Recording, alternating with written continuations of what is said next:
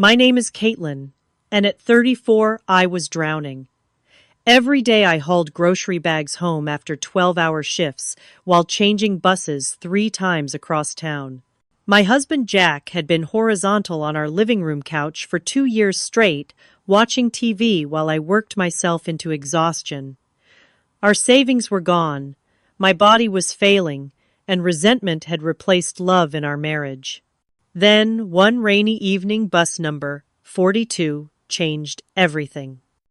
A conversation between strangers revealed the truth I had been too tired to see.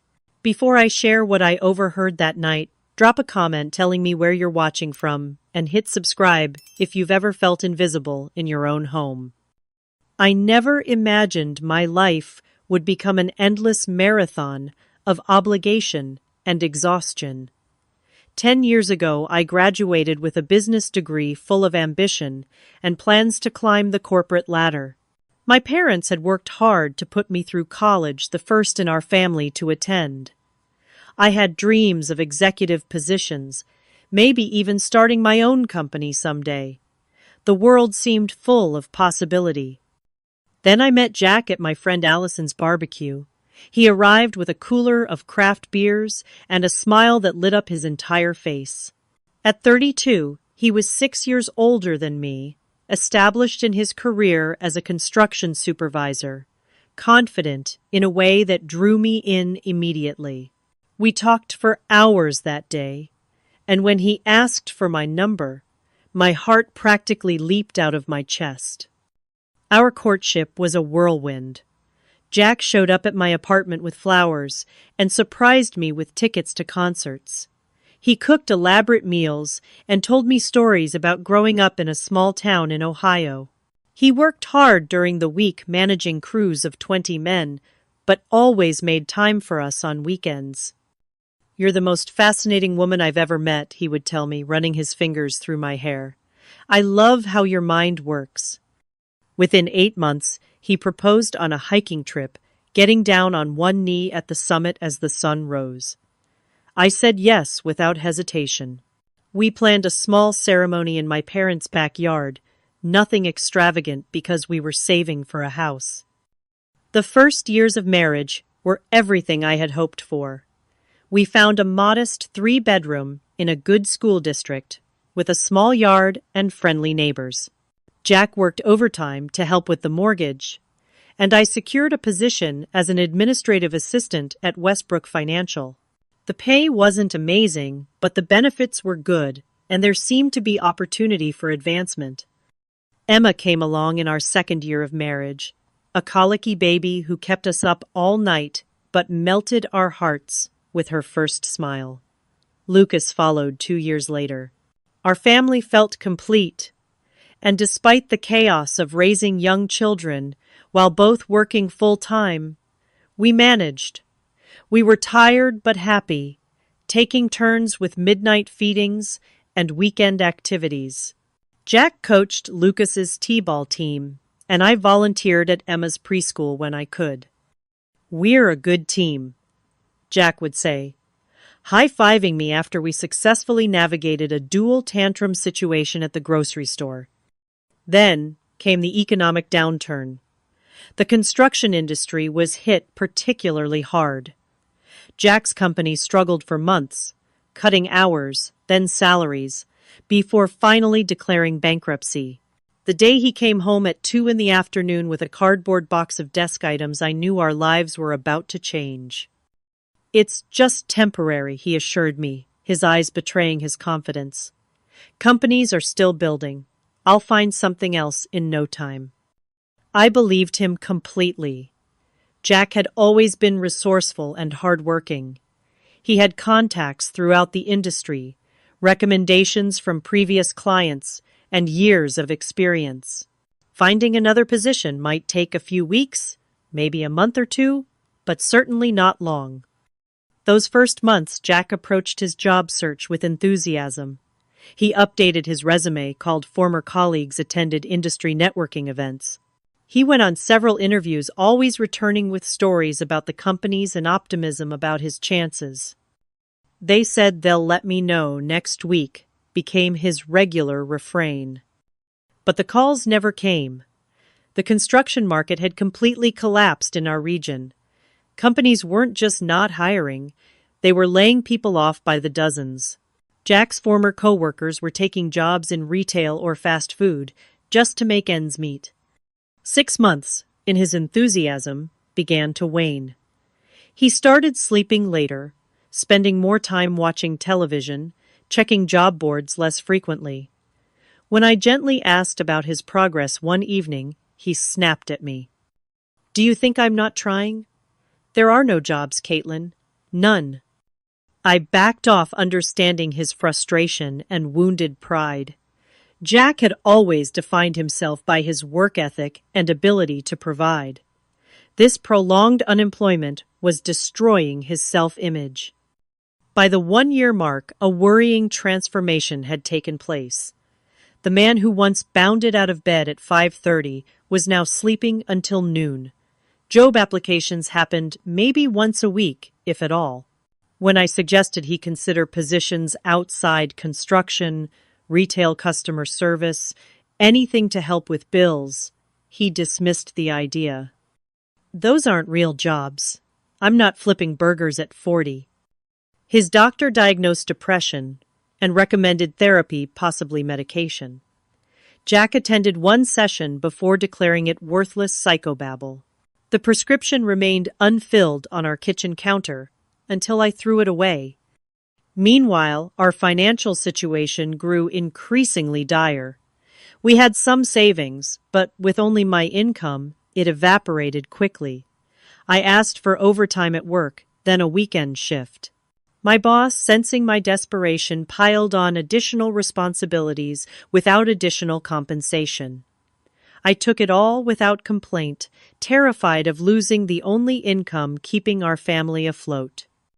Our home life transformed completely. I now woke at 5 each morning, prepared lunches for the children, laid out their clothes, and left breakfast for everyone before catching the 6:15 bus to work. After a full day at the office, I would shop for groceries, then take multiple buses home, arriving around 7:30 to cook dinner, help with homework, and tackle laundry and cleaning. Jack would be where I left him, on the couch, surrounded by snack wrappers and empty soda cans. When I asked for help, there was always a reason: he couldn't, backache, headache, exhaustion, despite doing nothing all day. "I applied for 3 jobs today," he would say, though.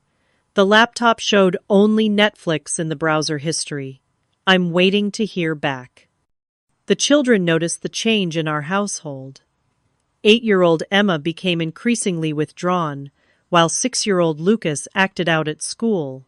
Their teachers called with concerns I had no time or energy to properly address. Our savings account hit 0. Credit card debt mounted. Mortgage payments were late, then partial, then missed entirely.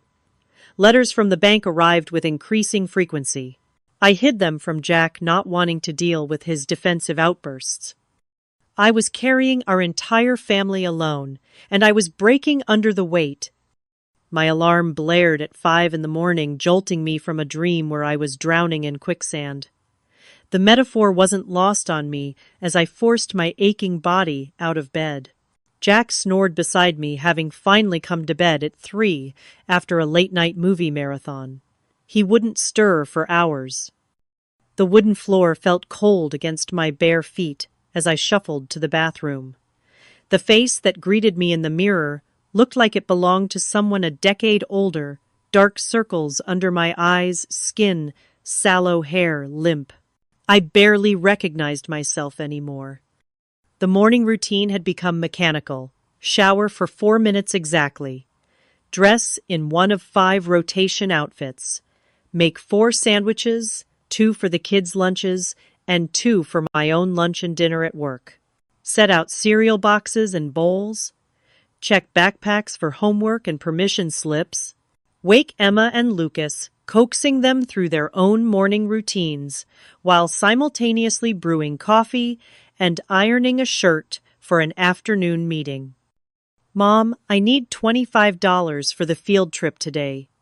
Emma announced, handing me a crumpled form that was due yesterday. My science project is due and I need a poster board, Lucas whined, milk dribbling down his chin. I closed my eyes, calculating our checking account balance in my head. $17 until payday. Another problem to solve later. I'll figure it out, sweetie. Lucas, I'll pick up a poster board during my lunch break. Now hurry, Mrs. Peterson is driving you today. As the kids grabbed their backpacks, I glanced at the couch where Jack would relocate when he eventually woke up. The indent of his body was permanent now, the cushions, worn into the exact shape of his lanky frame. Kiss Daddy goodbye when he wakes up, I told the kids, knowing he wouldn't be conscious until long after they'd left. The morning bus was crowded with other tired workers. I squeezed into a seat, balancing my purse and tote bag on my lap. 45 minutes later, I arrived at Westbrook Financial, where I'd been an administrative assistant for 9 years. My desk was already piled with folders when I arrived. Additional work from Diana, the marketing manager, who knew I wouldn't say no. Caitlyn, thank God you're here, she exclaimed, dropping another stack of papers. The Johnston presentation got moved up to tomorrow, and I need all these reorganized by section and priority. Oh, and can you grab coffee for the team meeting? Thanks, you're a lifesaver. She disappeared before I could respond. I swallowed my resentment and got to work. During my supposed lunch break, I ran to the store for Lucas's poster board, then worked through a sandwich at my desk while formatting spreadsheets. At 3, I took a 5-minute bathroom break where I splashed water on my face and called the kids to make sure they'd gotten home safely. Dad's playing video games, Emma reported. He said he's too busy to help with my math homework. Put him on the phone, I said, trying to keep my voice level. After several moments of Emma calling for him, Jack finally picked up.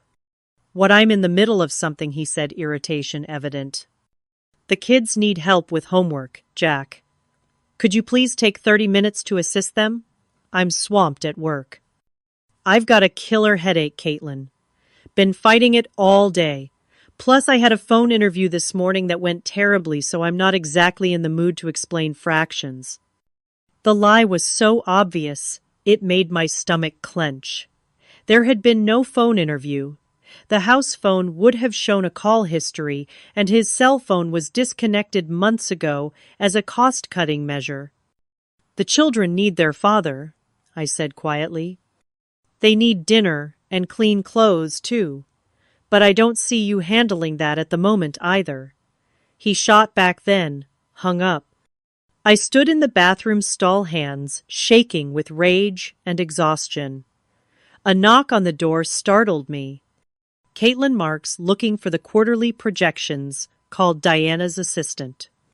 Back at my desk, I discovered Mark wanted the projections completely reformatted from what had been requested originally. It would take hours. I sent a quick text to our neighbor Sophia, asking if she could check on the kids and maybe help with homework. She had done this before, a kindness I couldn't adequately repay on our tight budget. By 7, my eyes burned from staring at spreadsheets.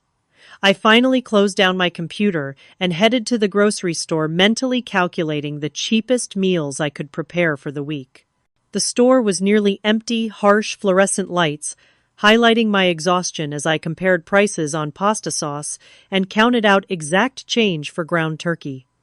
The bus ride home involved 2 transfers, each one extending my commute, as I waited on cold benches with grocery bags cutting into my fingers. Normally, I would use this time to close my eyes for a few precious moments of rest, but tonight the mortgage statement in my purse kept my mind racing. We were 3 months behind, and the latest letter included the word foreclosure for the first time. When I finally unlocked our front door at 8:30, the house smelled of burnt microwave popcorn. Jack was precisely where I expected, on the couch, controller in hand, some war game blasting on the television. Empty soda cans and chip bags surrounded him like offerings to a slothful god. Kids in bed, I asked, struggling to keep judgment from my voice. Lucas is. Emma's reading, or something he mumbled without looking up. I set down the groceries and found Emma curled up on her bed math workbook, open but clearly untouched. "Did you finish your homework, sweetheart?" I asked, sitting beside her, despite my desire to collapse. "I tried, but I don't understand it," she said in a small voice. "Dad said he'd help later, but then he started playing his game." I spent the next 40 minutes working through math problems with Emma unpacking groceries during her calculation attempts. By the time she understood the concept, it was well past her bedtime. After tucking her in, I returned to the kitchen to prepare lunches for tomorrow and tackle the mountain of dishes in the sink. Jack wandered in as I was elbow-deep in soapy water. "Anything good for dinner?" he asked, opening the refrigerator. The casual entitlement in his voice nearly broke me. "I haven't had time to make anything. There's sandwich stuff." He made a disappointed noise. I was thinking maybe we could order pizza. With what money I wanted to scream. Instead I said, "We can't afford takeout, Jack. You know that." "Jesus, I was just suggesting it. No need to bite my head off." He slammed the refrigerator door and stalked back to the living room. After finishing the dishes, I sat at the kitchen table with bills spread before me. Electric was past due. Water would be next. Cable and internet had already been reduced to the minimum package. There was simply not enough money, and no amount of budgeting wizardry could change that mathematical reality. My phone buzzed with a text from my friend Natalie. "Haven't seen you in forever. Girls' night this weekend." I hadn't seen my friends in months. Between work children and household management, there was no time. More importantly, there was no energy. The thought of socializing, of having to explain Jack's ongoing unemployment or pretend everything was fine, was overwhelming. Swamped with work. Rain check. I replied the same response I'd been giving for almost a year. The next morning at work, my boss called me into his office. For a brief, hopeful moment, I thought perhaps the extra hours and additional responsibilities had been noticed. Maybe there would be a raise, a promotion, anything to ease our financial burden. "Caitlyn, you've been with us for nearly a decade," he began, folding his hands on his desk. 9 years next month, I confirmed. "And you've been reliable, hard-working. The team depends on you." My heart lifted slightly. This was sounding promising. "That's why I wanted to speak with you directly about the senior administrative position that's opening next quarter. I know you've expressed interest." "Yes, I have. I believe my experience and dedication make me well qualified." He nodded, looking uncomfortable. "Under normal circumstances, you'd be a strong candidate. But the position requires someone who can be flexible with occasional travel and late nights." "I can be flexible," I said quickly, desperation creeping into my voice. "With your home situation, your husband's unemployment, and your children's needs, I just don't see how you could commit to what we need." The unfairness of it hit me like a physical blow. I was being denied advancement because I was already overburdened, because I needed the job too much to leave, as Diana had once tactlessly observed. My dedication was being used against me. "I understand," I said, though I didn't. "Not really." That evening, loaded down with groceries and the weight of another professional disappointment, I missed my usual bus. Rain poured from a leaden sky as I waited for the next one, water seeping through my worn shoes. When bus number 42 finally arrived, I was soaked, exhausted, and fighting back tears of frustration. The bus was more crowded than usual because of the rain. Commuters shook water from umbrellas and raincoats, creating a symphony of droplets against metal flooring. I squeezed past damp bodies, balancing grocery bags, while trying not to bump anyone with my purse. The usual seats near the front were occupied, forcing me toward the back, where the engine noise would at least drown out my sniffling. I found a spot behind two women deep in conversation. They hadn't noticed me, their voices low, but still audible above the rumble of the bus and the rhythmic swish of windshield wipers. I wasn't trying to eavesdrop, but as I settled my bags on the floor between my feet, their words began to register. 2 years now, the woman closest to the window was saying. She was in her 40s, professionally dressed with short auburn hair. At first I believed him when he said the job market was impossible. I mean, the economy was bad, right? But eventually I realized he'd stopped trying months ago. My head jerked up involuntarily. She could have been describing Jack. He had a new excuse every day, she continued. Back pain was the main one, though doctors found nothing wrong. Then it was headaches, insomnia, general fatigue, but never too tired to play video games or watch sports all day. The second woman nodded thoughtfully. She was older, perhaps in her 50s, with silver-streaked dark hair and an elegant pantsuit. And you were handling everything, work, children, house, finances? Everything. I'd come home exhausted after working overtime, and he'd ask what was for dinner, as if it were still my responsibility despite being home all day. The dishes would be piled up, laundry untouched. When I asked for help, there was always some reason he couldn't. I froze grocery bags, forgotten, at my feet.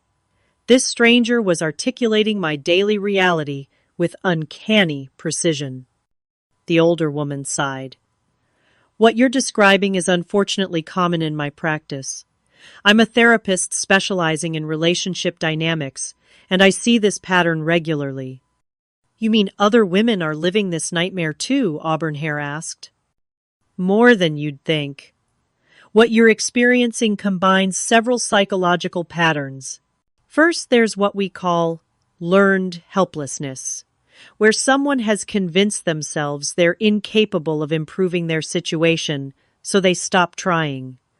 That sounds like depression, Auburn hair said. It can be related to depression, yes, but there's an important distinction. In pure depression, the person typically recognizes their impairment and feels genuine distress about it. What you're describing includes elements of what we call strategic incompetence. Strategic incompetence.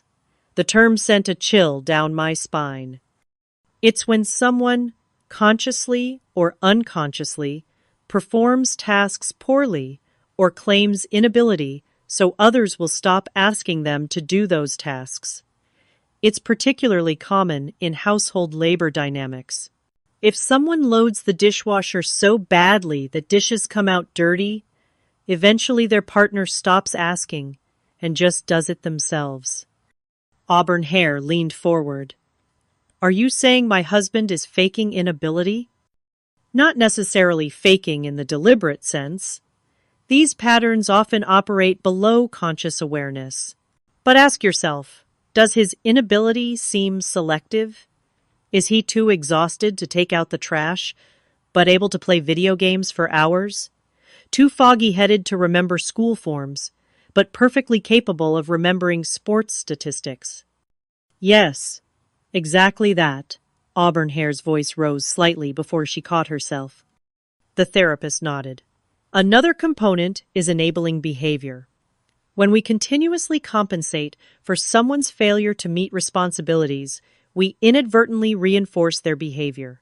They experience no negative consequences for their inaction because we're absorbing all the impact.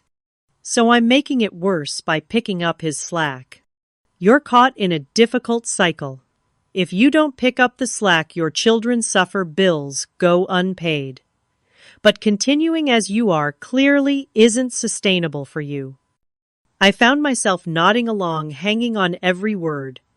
This conversation was speaking directly to my situation in ways I couldn't articulate myself. The third element, the therapist continued, is what some researchers call secondary gain. This refers to the hidden benefits someone might get from maintaining a problem, behavior, or condition. Your husband may be unconsciously clinging to his helpless state because it frees him from responsibility while giving him total control of his time. While I have none, Auburn Hair said bitterly. Exactly, and crucially, as long as you're exhausted from carrying the full load, you have no energy to enforce changes or potentially leave the relationship. Your overfunction enables his underfunction in a self-perpetuating cycle. The bus lurched to a stop, momentarily interrupting the conversation. A few passengers exited, and several more boarded, shaking rain from coats. The women lowered their voices slightly as the bus continued its route. "So what do I do?" Auburn Hair asked, desperation in her tone, mirroring what I felt daily. "First, recognize this isn't just about unemployment or even depression. It's about power dynamics and accountability. You need to establish clear boundaries about what you will and won't continue to shoulder alone." I've tried talking to him. He either gets defensive or agrees to help but never follows through. Talking isn't enough at this point. You need concrete consequences. For example, stop doing his laundry. Don't shop for his favorite snacks. Redirect money from non-essentials he enjoys to hiring help for yourself, even if it's just a house cleaning service once a month. He'll be furious. Probably. When we change patterns, we get resistance.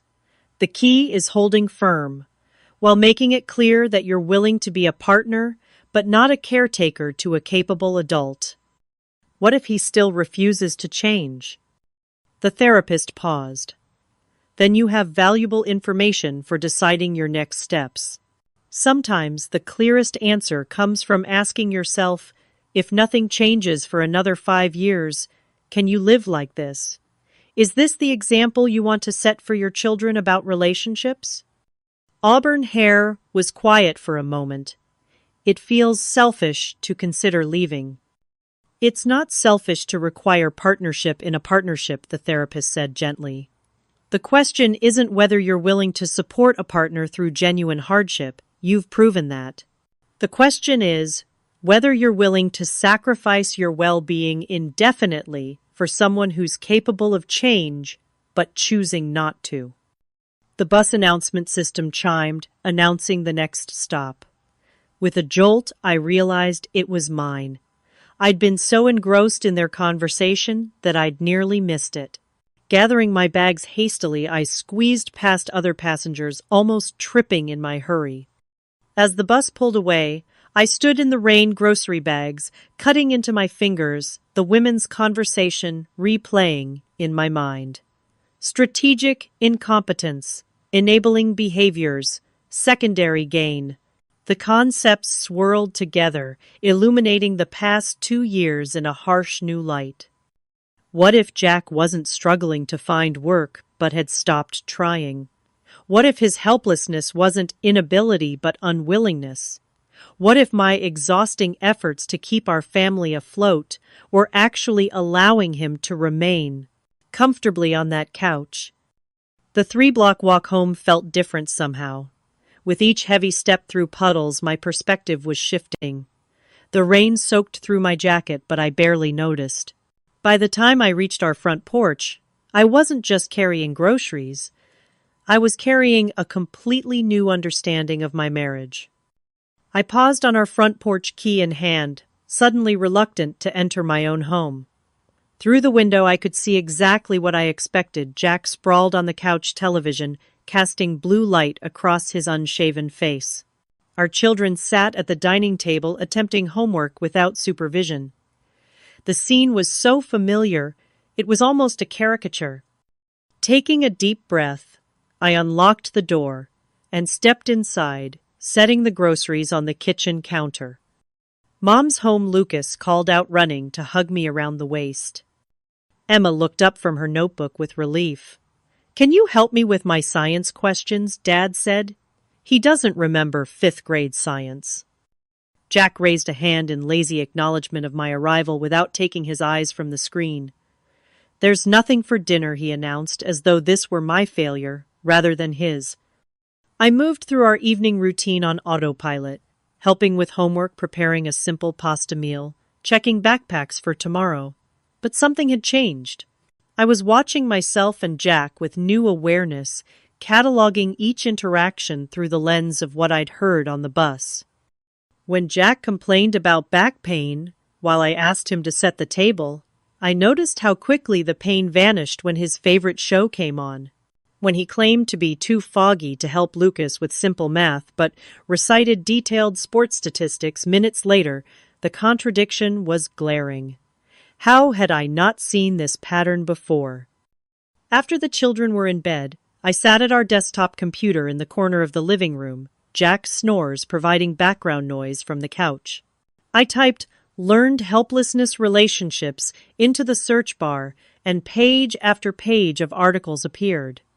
I read about enabling behaviors, codependency, and the concept of overfunctioning while a partner underfunctions. One article described my life with eerie accuracy. The overfunctioner becomes increasingly exhausted and resentful, while the underfunctioner becomes increasingly incapable and dependent. The dynamic serves to keep both parties stuck, one too overwhelmed to create change, the other too comfortable to want it. I found an online forum for partners of unemployed spouses. The stories mirrored mine with such precision that tears sprang to my eyes. One woman described sneaking into the bathroom to cry between meetings at work. Another detailed calculating how much debt she could manage if she left. A third shared her realization that her husband's job search consisted of sending a single application weekly to maintain the appearance of trying. I created an anonymous account and posted my situation. Responses flooded in within hours. "He won't change while you're managing everything." Ask yourself, if your son grew up to treat his wife this way, would you be okay with that? This isn't just about unemployment, it's about respect and partnership. You're modeling martyrdom for your daughter. Is that what you want for her future? That last comment hit like a physical blow.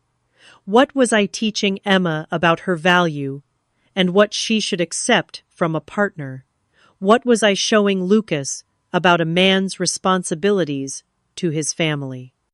The next morning I called in sick to work for the first time in years. After getting the children to school, I sat in my car in the parking lot and called my sister, Lauren. "Caitlyn, is everything okay?" Her concern was immediate.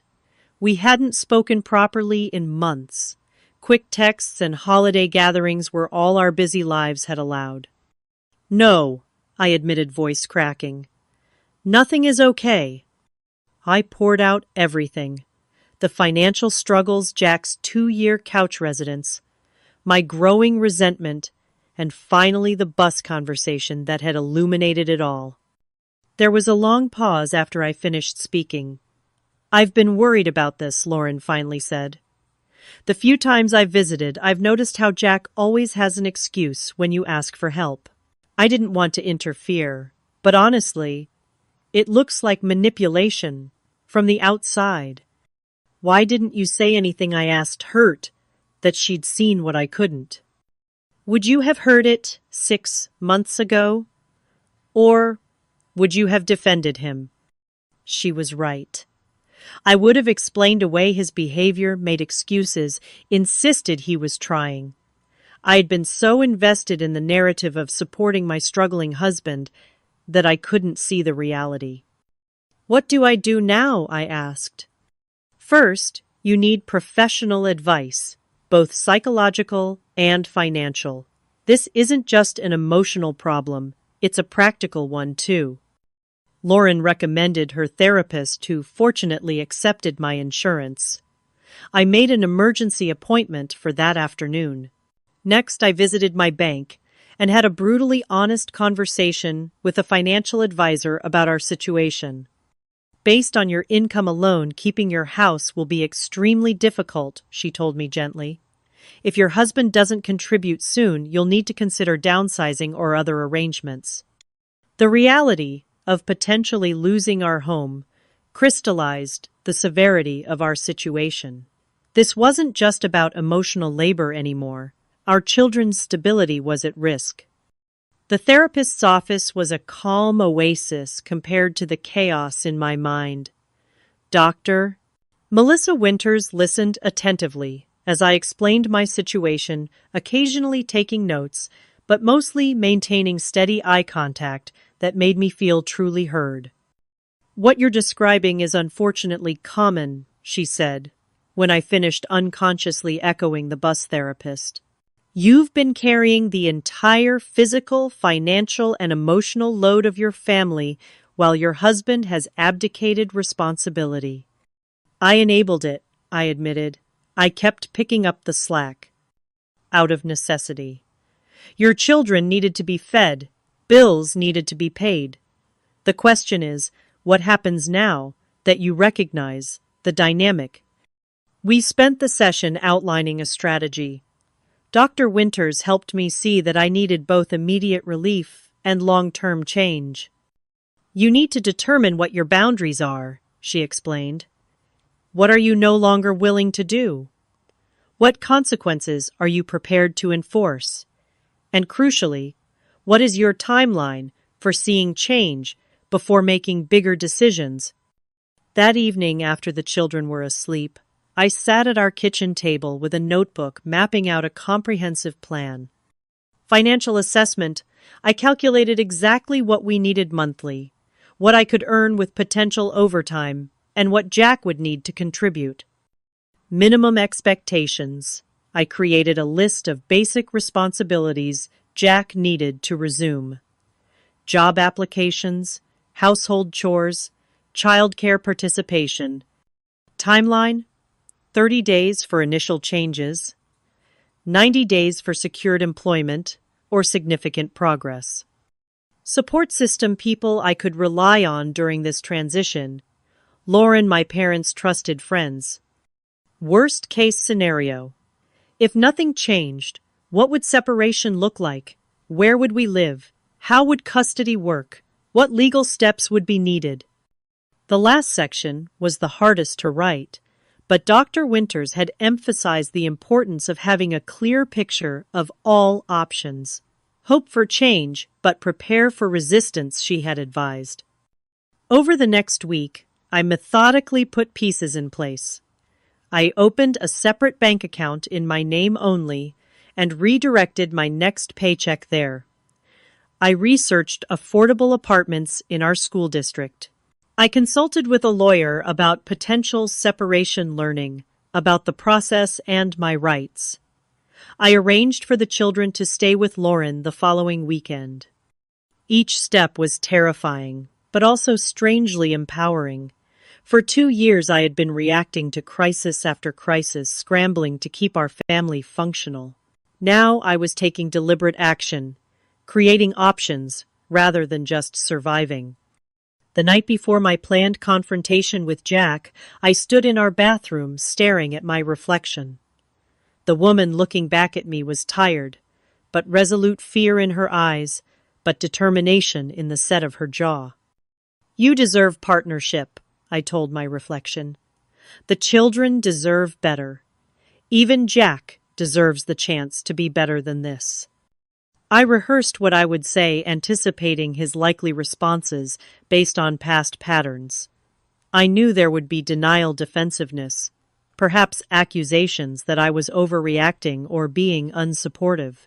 I prepared counterarguments, specific examples, clear expectations.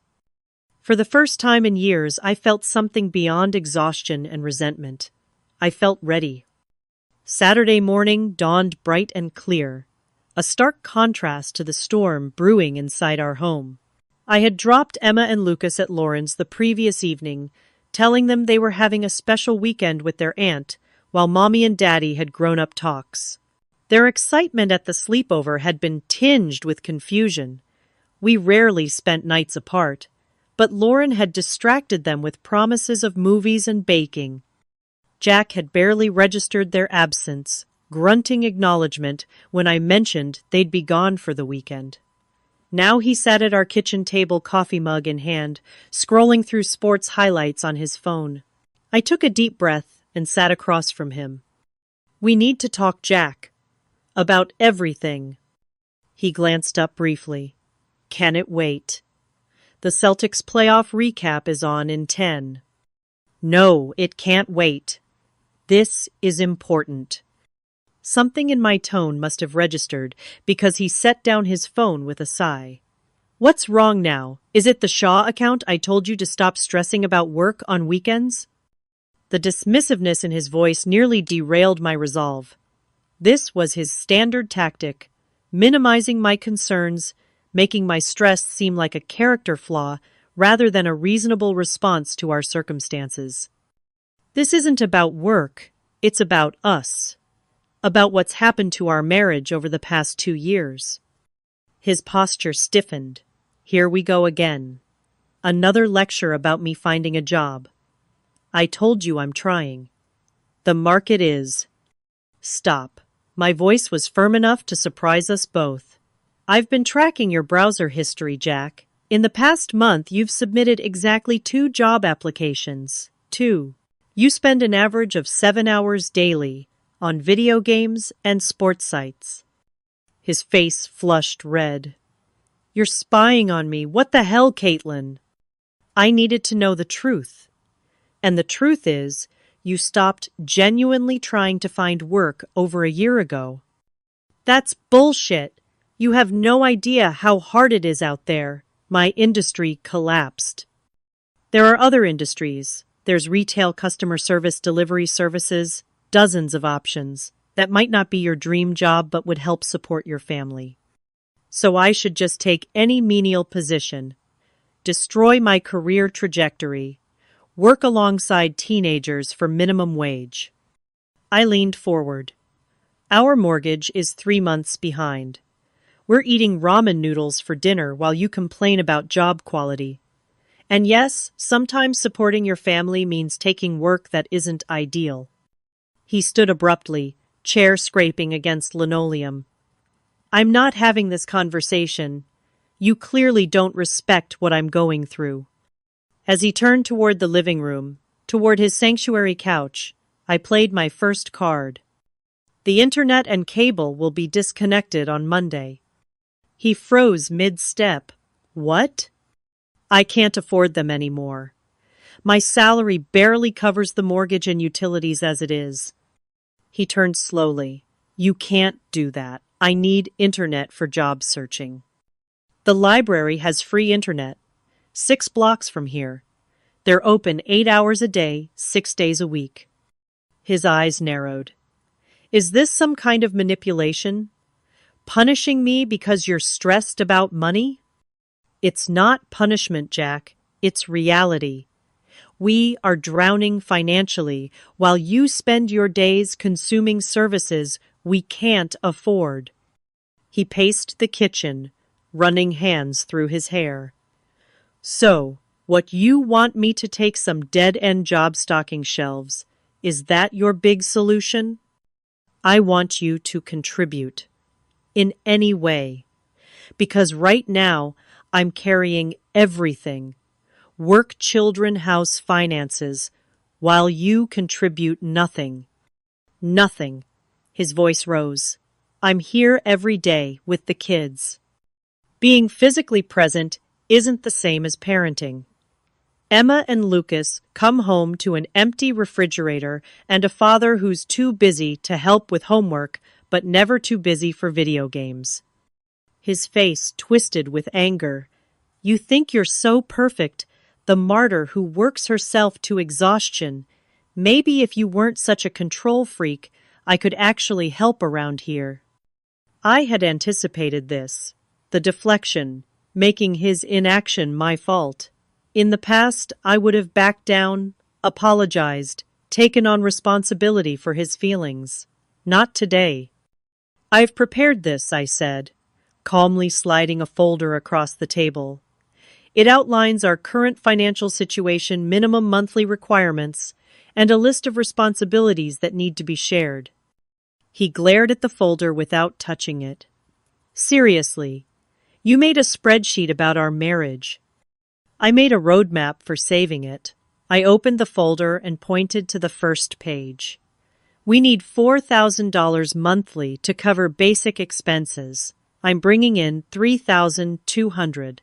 That leaves an $800 shortfall every month, which explains our growing debt. And you expect me to magically produce $800? I expect you to work toward it. 20 hours weekly at minimum wage would cover it, and while you're job searching, I expect shared household responsibilities. I flipped to the next page. This is a division of chores, childcare, and household management. He scoffed. So I'm supposed to be your maid now? You're supposed to be my partner. These are basic adult responsibilities, not favors you do for me. His eyes scanned the list, incredulity growing. Laundry, grocery shopping, school pickups. I'm not good at this domestic stuff, Caitlyn. You know that. This was the strategic incompetence the bus therapist had described, positioning himself as inherently incapable of tasks that millions of adults manage daily. You supervised construction crews of 20 men, coordinating complex projects with million-dollar budgets. You're fully capable of learning to sort laundry and make a grocery list. He pushed the folder away. This is ridiculous. You can't just hand me a contract and ultimatum like I'm an employee. It's not an ultimatum. It's clarity about what needs to change for our marriage to survive. His expression shifted subtly, cockiness replaced by uncertainty. What does that mean? I took a deep breath. It means I can't continue like this. The physical, emotional, and financial toll is destroying me. If nothing changes, I will take the children and leave. The words hung between us the first time the possibility of separation had been explicitly named. Jack stared at me, searching for signs I was bluffing. You wouldn't, he finally said, but his voice lacked conviction. I've already spoken with a lawyer about the process. I've researched apartments in the school district. I've opened a separate bank account. His face paled. You've been planning this behind my back. I've been preparing options because I can no longer live this way. The choice is yours, Jack. Partnership or separation. He paced again, agitation visible in every movement. This is insane. You're throwing away 10 years of marriage because I've hit a rough patch. 2 years isn't a rough patch. It's a choice to let me struggle alone while you opt out of adult responsibility. So, you've made up your mind. You're leaving. His voice cracked slightly, the first genuine emotion I'd seen from him in months. No, I'm giving us one last chance to fix this. 30 days. Show me consistent effort toward employment and partnership in running our household. If I see genuine change, we continue working on our marriage. If not, we separate. He collapsed back into his chair, anger seemingly deflated. Jesus, Caitlyn, where is this coming from? This isn't you. This is exactly me, finally standing up for myself, after years of enabling behavior that's hurting our entire family. He was silent for several minutes, staring at the folder. When he finally spoke, his voice was quieter. And if I refuse, if I say this whole plan of yours is controlling and unreasonable, I met his eyes steadily. Then you've made your choice. The next 48 hours were among the most tense we'd ever experienced. Jack veered between sullen, silenced defensive arguments and attempts to recruit allies. He called his mother, who predictably took his side, and phoned me to explain how men need support during career transitions.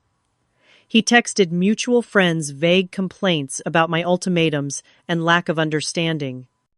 I held firm, neither apologizing nor escalating. When the children returned Sunday evening, we maintained a cold civility that fooled neither of them.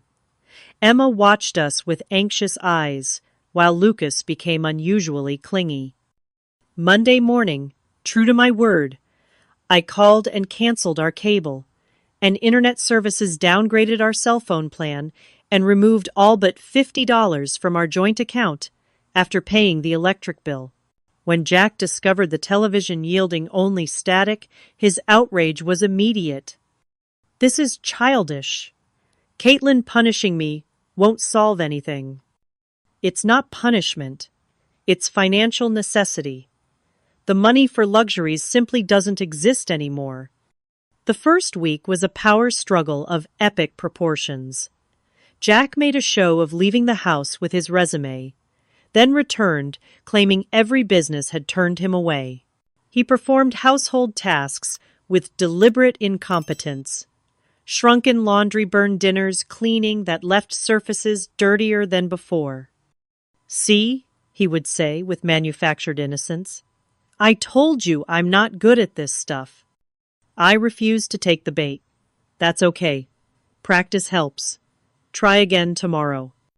By the second week, his resistance tactics shifted. He began playing the victim, sighing heavily, while folding towels, wincing dramatically when lifting a laundry basket as though his back might give out any moment. When this failed to elicit sympathy, he tried sporadic cooperation. One day of productive job searching, followed by 3 days of television at his mother's house. The children noticed the changes, confused by their father's erratic behavior and the new chore chart on the refrigerator that included his name. "Is Dad sick?" Lucas asked one evening. "He keeps saying he's too tired to play catch, but then he goes to Uncle Brian's to watch football." "Dad is learning some new routines," I explained carefully. "Sometimes change is hard for grown-ups, too." By week 3, Jack's mother arrived, unannounced at our door, determined to mediate. "This tough love approach isn't working," she insisted. "Jack is depressed. He needs support, not deadlines." "I've supported him for 2 years," I replied evenly. "Depression explains behavior, but doesn't excuse the absence of effort. He's refused therapy, medication, and job counseling. At some point, mental health becomes his responsibility, not mine." She left in a huff, but her visit seemed to impact Jack. That evening, he approached me in the kitchen, expression uncharacteristically serious. "You're really going to leave if I don't change, aren't you?" he asked quietly. I nodded, continuing to pack lunches for the next day. "Yes. Even after everything we've built together." I set down the knife I was using to spread peanut butter. "Jack, what exactly have we built together recently? For 2 years, I've been building alone while you've been a spectator in our life." He had no response to that. The following day, he had a job interview scheduled at a home improvement store. It wasn't in construction management, but would use his knowledge of building materials and tools. The position would provide about 25 hours weekly, not full-time, but a start.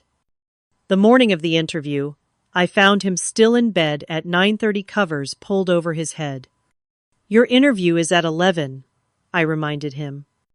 "I'm not going," came his muffled reply. "Why not?" "It's pointless. They won't hire me. I'm overqualified, and they'll know I'll leave the moment something better comes along."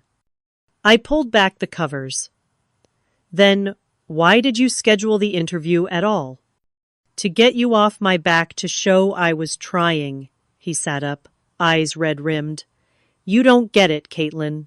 No one wants to hire a 42-year-old failed construction manager with a 2-year employment gap." "You haven't failed," I said. "The economy failed, but staying in bed guarantees continued failure." "Easy for you to say. Your job never disappeared. Your entire identity wasn't erased overnight." "And whose fault is that?" "You're the one who wrapped your entire identity around one job title instead of seeing yourself as someone with transferable skills and value beyond a specific position. He swung his legs over the bed edge, anger flashing in his eyes. You think I want to be this person. You think I enjoy watching you work yourself to death while I can't contribute.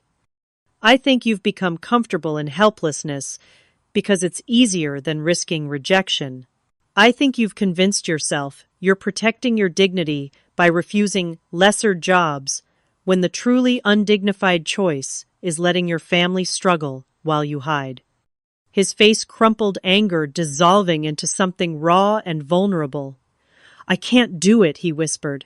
I can't face another rejection. I can't start at the bottom again. I just can't. For the first time in our confrontations, I glimpsed the genuine fear beneath his avoidance and manipulation. Not laziness, but terror, of failure, of inadequacy, of facing a world that had already knocked him down once. I sat beside him on the bed, not touching, but present. The interview is still 45 minutes away.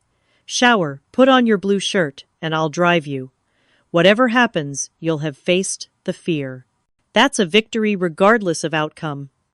He looked at me for a long moment, then nodded almost imperceptibly and stood.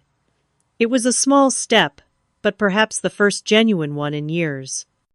The tension in the car was palpable as I drove Jack to his interview. He sat rigidly in the passenger seat, staring out the window, hands fidgeting with his resume folder. I kept my eyes on the road, afraid that saying the wrong thing might cause him to demand I turn around. What if they ask why I've been unemployed for 2 years, he finally asked, voice barely audible. Be honest but strategic. The construction industry collapsed, you took time to explore options and upskill, and now you're eager to apply your knowledge in a new environment. He nodded slightly, rehearsing the words under his breath. Do you want me to wait? I asked, as we pulled into the store parking lot. No, he said quickly, then softer. But maybe check your phone in case I need a ride back. I watched him walk toward the entrance, shoulders squared with forced confidence. Whether this particular interview yielded results or not, he had taken a significant step simply by showing up. 3 hours later, my phone buzzed with a text: interview done. Went okay. Stopping for lunch before bus home. It wasn't enthusiasm, but it wasn't defeat either. Progress. The following days established a fragile new pattern. Jack attended 2 more interviews, one at a building supply distributor, another at a hardware store. He began handling school pickups without complaint and took over breakfast preparation, though his culinary skills remained limited to cereal and toast. There were still rough moments. I discovered him one afternoon staring blankly at the wall instead of completing the online certification course he'd started. When I asked what was wrong, he admitted, I keep thinking, what's the point? Even if I get some retail job, I'll never make what I used to. We'll never get back to where we were. Maybe we're not supposed to go back, I suggested. Maybe we need to go forward to something different. By the 4th week, Jack received an offer from the home improvement store. The pay was approximately half his former salary for part-time work, with potential for advancement to department manager after 6 months. He accepted with mixed emotions, relief at employment, but embarrassment at the step down in status and income. It's temporary, I assured him. A stepping stone while you continue looking for something that better matches your experience level. What if this is it, though? He asked, genuine worry in his voice. What if I never get back to a professional position? Then we adjust our expectations and lifestyle. We've survived worse. The first shift at his new job visibly exhausted him. 8 hours on his feet after 2 years of couch sitting left him with sore muscles and blistered heels. But there was something different in his demeanor when he returned home, a quiet dignity that had been absent for months. It's strange, he said, as we prepared dinner together that evening. People actually listened when I explained how to choose the right drill for different projects. I forgot what it feels like to have someone value your knowledge. The household began to find a new rhythm. Jack's work schedule meant he had some weekday mornings free, during which he took over school drop-offs and grocery shopping. His income, while modest, relieved the immediate financial pressure, allowing us to begin addressing overdue bills. More significant than the practical changes was the shift in our relationship dynamic. The power imbalance that had defined the past 2 years was gradually equalizing. We began having conversations instead of confrontations, collaborating rather than colliding. Jack also started therapy, initially reluctant but increasingly engaged as sessions continued. My therapist thinks I've been punishing myself for losing my job by ensuring I couldn't get another one, he shared after his third appointment. Like failing was so painful that I sabotaged myself to avoid risking it again. Does that resonate with you? I asked carefully. Yeah, he admitted, staring into his coffee cup. When the construction company went under, I felt like a complete failure. Like I should have seen it coming or done something to prevent it, even though logically I know that's irrational. These moments of vulnerability and self-awareness were new, creating space for genuine connection that had been absent for years. By the 3-month mark, our landscape had transformed dramatically. Jack was working 35 hours weekly, having picked up additional shifts. He'd completed 2 online certifications related to construction project management and had an interview scheduled with a commercial real estate developer looking for someone with his background. The home front had similarly evolved. Chores were divided equitably, with Jack taking initiative rather than waiting for instructions. The children responded to the change in atmosphere, becoming more relaxed and engaged. Emma's teacher commented on her improved focus at school, while Lucas's behavior issues virtually disappeared. Our financial situation remained tight but manageable. We had caught up on mortgage payments and established a small emergency fund. Jack's mother, initially critical of my harsh approach, now remarked on how much healthier he seemed. I owe you an apology, she told me during a Sunday visit. I thought you were being cruel, but you actually believed in his capability more than I did. The most profound changes, however, were internal. Jack's identity was no longer solely tied to his former position or income level. He found value in his contributions at home and his growing responsibilities at work. His depression hadn't magically vanished, but he was actively managing it rather than surrendering to it. For my part, I was learning to release the hyper-vigilant control I'd developed during crisis mode. I could leave tasks for Jack without checking his work or redoing it. I could take an occasional evening for myself without guilt. The crushing weight of sole responsibility had lifted enough that I could breathe again. One evening, about 4 months after our initial confrontation, Jack and I sat on our back porch after the children were asleep. The summer air was warm, fireflies blinking in the yard. We weren't talking, just existing comfortably in shared space, something that would have been impossible months earlier. I need to tell you something, Jack said, finally breaking the silence. That day when you confronted me, when you showed me the folder with all the finances and responsibilities listed out, I hated you for it. I tensed slightly. I know. I was so angry because you were forcing me to face everything I'd been avoiding, but I also felt something else I couldn't identify at the time. He paused, gathering thoughts. It was relief. Relief. Yeah, relief that someone was finally drawing a line. Relief that I couldn't keep sinking lower without consequence. I'd been falling for so long, and you finally said enough. It felt like hitting ground after free-falling. He reached for my hand across the space between our chairs. Thank you for not giving up on me even when I'd given up on myself. I squeezed his fingers throat tight with emotion. We've still got work to do. I know, but we're doing it together now. The journey wasn't complete, and perhaps never would be. There would be setbacks, challenges, old patterns attempting to reassert themselves. But we had broken the destructive cycle that had nearly consumed our marriage and family. We were building something new from the ruins of what had collapsed, something potentially stronger than what had existed before. 1 year after the bus ride that changed everything, I stood in our kitchen preparing a special dinner. It wasn't an official anniversary or birthday, but I wanted to mark the transformation our family had experienced. As I chopped vegetables, I could hear Jack in the backyard with Emma and Lucas, their laughter floating through the open window as they played badminton in the net, a recent weekend project they had completed together.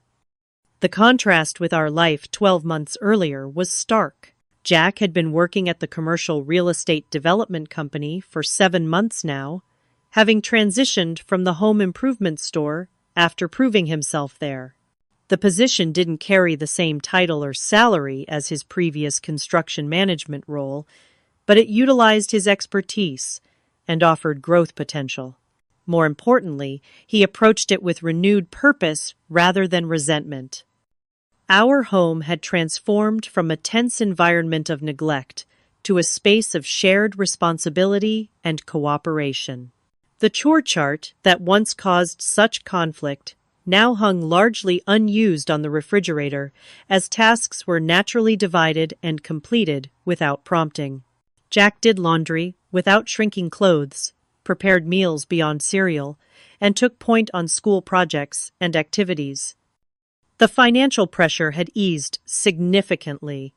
We weren't wealthy by any means. The debt accumulated during Jack's unemployment would take years to fully resolve, but we were stable. Bills were paid on time, the mortgage was current, and we had even managed to restart modest retirement contributions. The threat of foreclosure that had once loomed so large was now a fading memory. I had received the promotion at work that had previously been denied due to my home situation. With Jack handling his share of family responsibilities, I could fully engage professionally without constant distraction and fatigue. My boss had commented just last week on the quality of my recent project management, unaware of how radically my personal circumstances had shifted. As I set the table for our celebration dinner, I reflected on the less visible but equally important changes. The children had blossomed in our healthier home environment. Emma had joined the science club at school and developed newfound confidence. Lucas, once prone to acting out for attention, now brought home positive behavior reports and had made new friends. Jack appeared in the doorway slightly sweaty from the backyard games.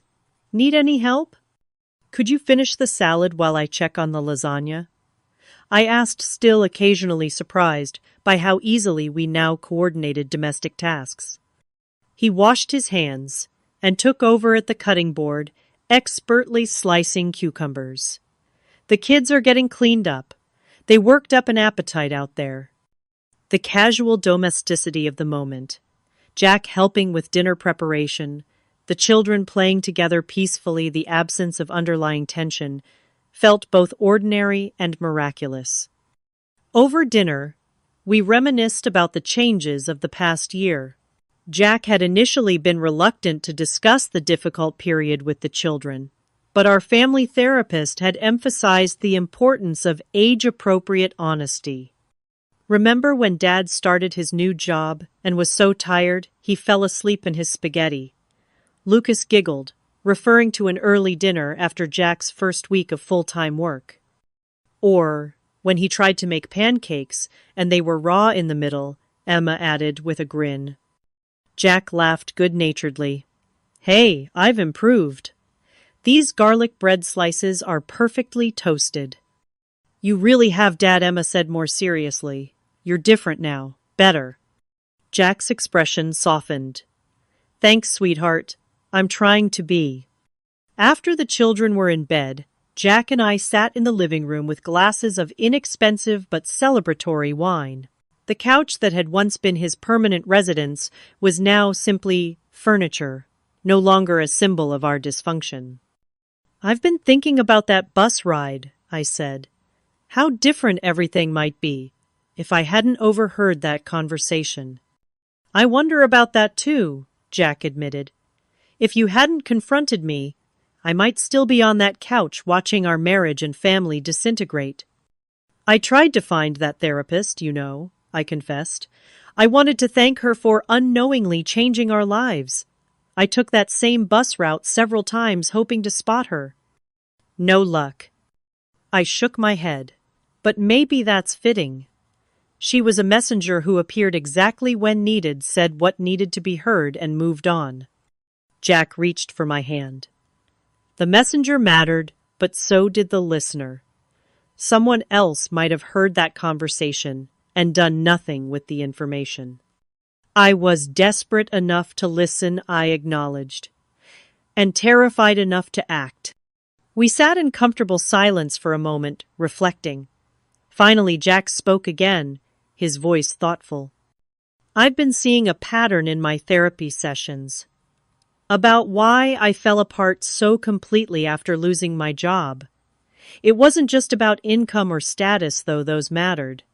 It was about identity and purpose." I nodded encouragingly. I had defined myself solely as successful provider for so long that when that role disappeared, I felt like nothing. Without that job title, I had no idea who I was or what value I had.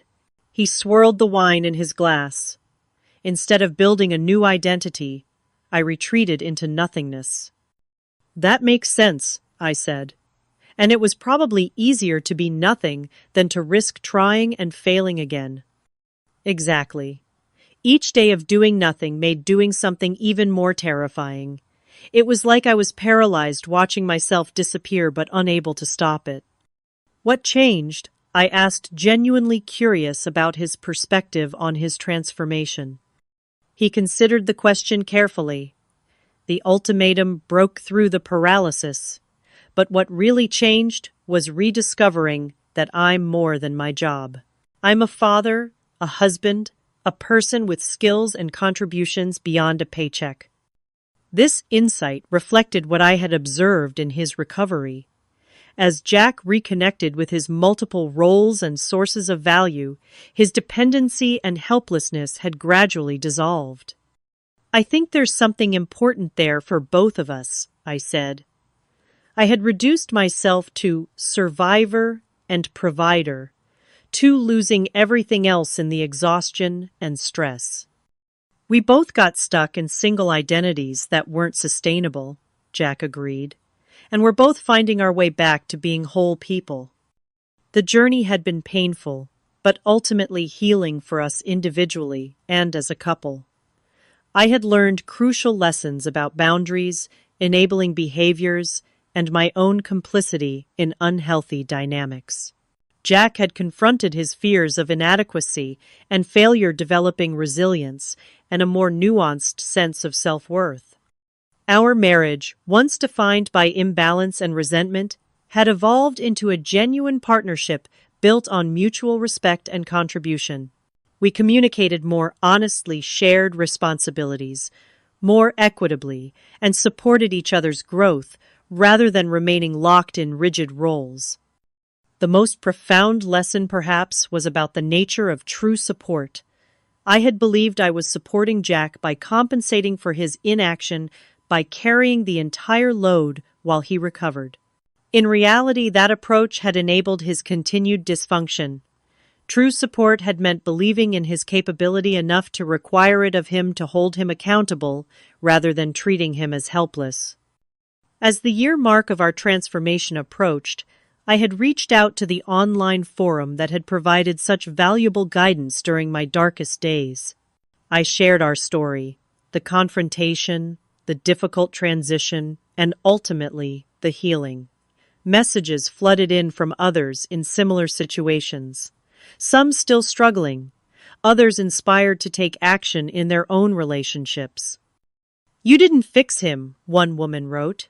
"You stopped carrying him, which forced him to stand on his own feet. I need to do the same." That insight captured the essence of our journey. Jack's recovery hadn't been my accomplishment, but his own. My role had been to stop preventing it through misguided protection.